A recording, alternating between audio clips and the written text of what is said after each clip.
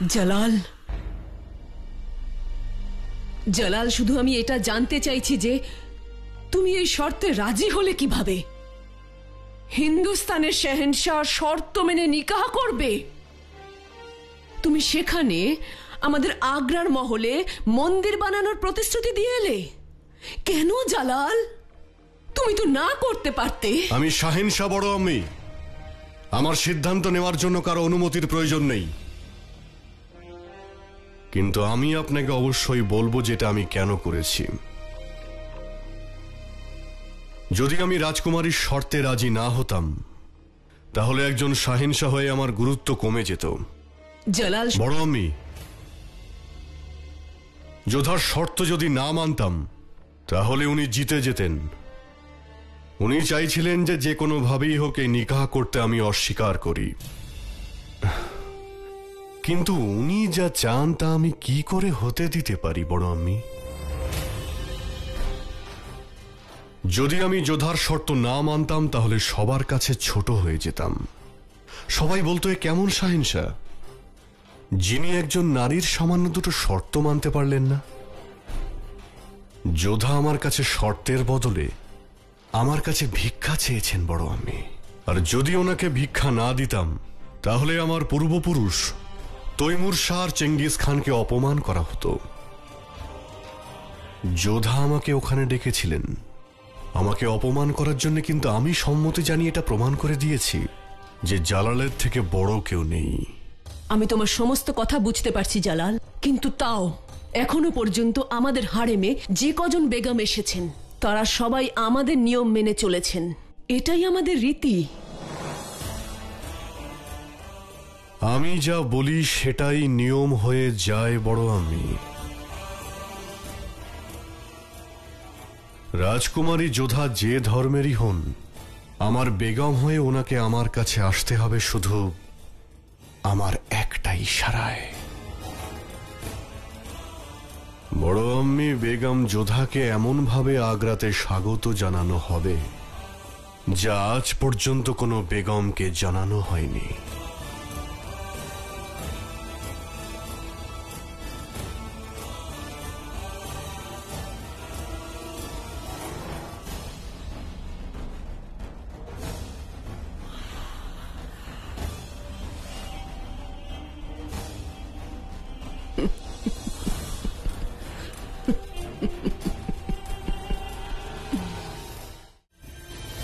যদি আপনাদের সমস্ত নিয়ম পালন হয়ে গিয়ে থাকে তো কিছু আমাদের নিয়মও পালন করি।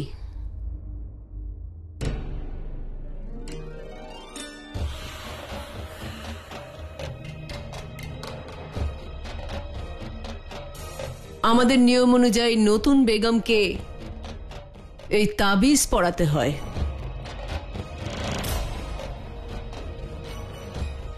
অশুভ দৃষ্টি থেকে বাঁচানোর জন্য।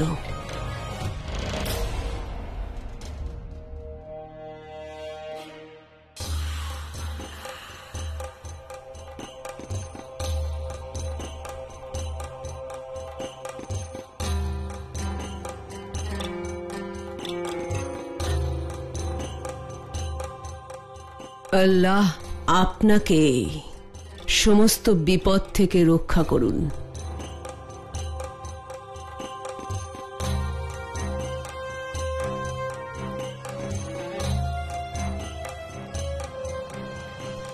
বেগমের জন্য উপহারগুলো নিয়ে আসা হোক।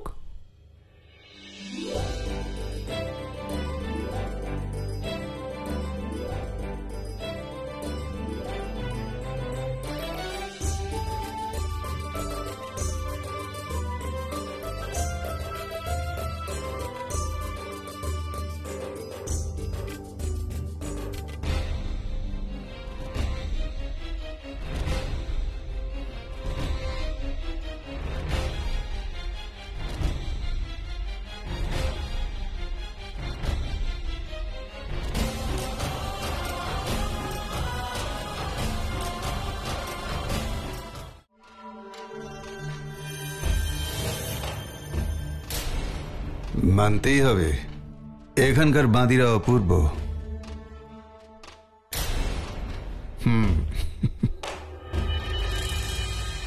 আদম, তুমি আমার সঙ্গে এসো, তোমার সঙ্গে আমার কিছু কথা আছে।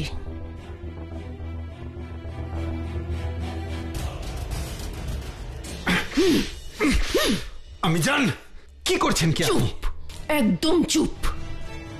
আমার সঙ্গে উঁচু স্বরে কথা বলবে না। প্রথমটা এই জন্য যে ভুল সময় ভুল জায়গায় তোমার মনোযোগ ছিল। শাহেনশাহ নিকাহের সময় এই আচরণ বিশ্বাসঘাতকতা সমান। আর দ্বিতীয়টা, আমার তখনই মারা উচিত ছিল, কিন্তু সুযোগ পাইনি।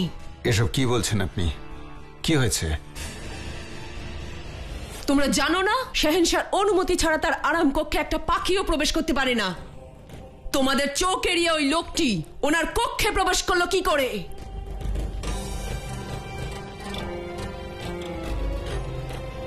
আমি যেটা জিজ্ঞেস করছি সেটার উত্তর দাও, না হলে তোমাদের শিরচ্ছেদ হতে পারে। তোমরা কি ঘুমোচ্ছিলে?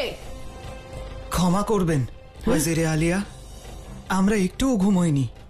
আদম খান নিজেই আমাদের দেখে গেছেন। আদম খান? তোমার সৌভাগ্য যে জালাল আমাকে অপরাধী খোঁজার দায়িত্ব দিয়েছিল, না হলে এখন নিকাহের অনুষ্ঠানে থাকার বদলে তুমি কারাগারে বন্দী থাকতে, না হলে কবরে। এসব কি বলছেন আপনি আম্মি জান?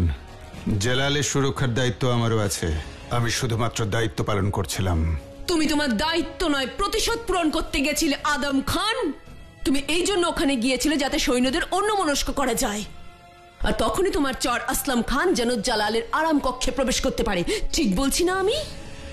মৃত্যুর যদি এতই শখ থাকে তোমার আদম, তাহলে বিষ খেয়ে নাও, জলে ঝাঁপ দাও বা নিজের বুকে ছুরি বসিয়ে দাও, কিন্তু বোকামি করে তোমার আর আমার জন্য বিপদ ডেকে এনো না।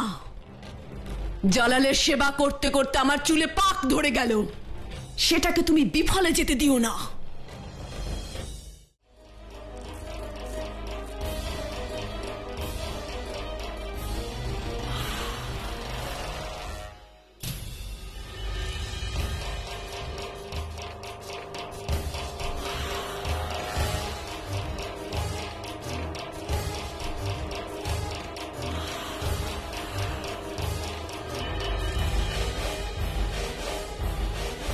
শাহেনশাহকে এভাবে অপেক্ষা করতে হয়েছে, তার জন্য আমি ক্ষমা চাইছি।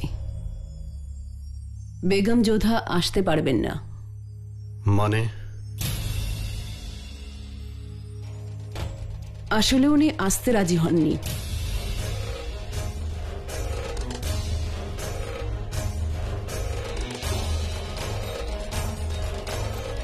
অপেক্ষা করালেন, তাও উনি এলেন না। কোথায় উনি? নিজের কক্ষে। কি বলছেন আপনি? হ্যাঁ, বেগম যোধা জানিয়েছিলেন যে ওনার কক্ষ আলাদা করা হোক।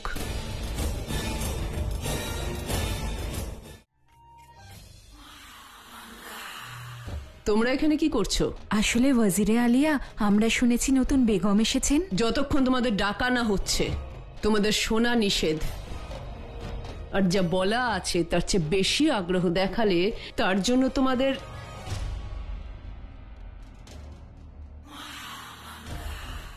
যদি তোমাদের এটা মনে হয় যে নতুন বেগম আসাতে তোমাদের ভালো দিন শুরু হয়ে গেছে, তাহলে আমি বলছি এই ভুল ধারণা মনে রেখো না। এখানে সব সময় মাহা মাঙ্গার হুকুম চলে এসেছে আর তাই চলবে। দুদিন খেতে না পেলে বুদ্ধি ঠিক খুলে যাবে। এবার যাও এখান থেকে, চলে যাও।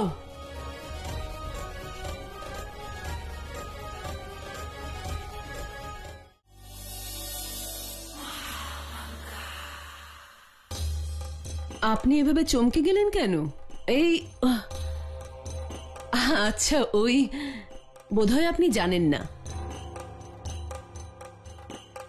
নিকাহের আগে বেগম যোধা শাহেনশাহকে দুটো শর্ত দিয়েছিলেন, তাই না বেগম যোধা? সেখানে প্রথম শর্ত এটাই ছিল যে নিকাহের পরে বেগম যোধা নিজের ধর্ম পরিবর্তন করবেন না। আর দ্বিতীয় শর্ত হলো এখানে এই আগ্রার মহলে মন্দির তৈরি হোক। আর উনি সেই শর্ত মেনেও নিলেন? সেটা না মানা হলে আজকে বেগম যোধা এখানে থাকতেন না।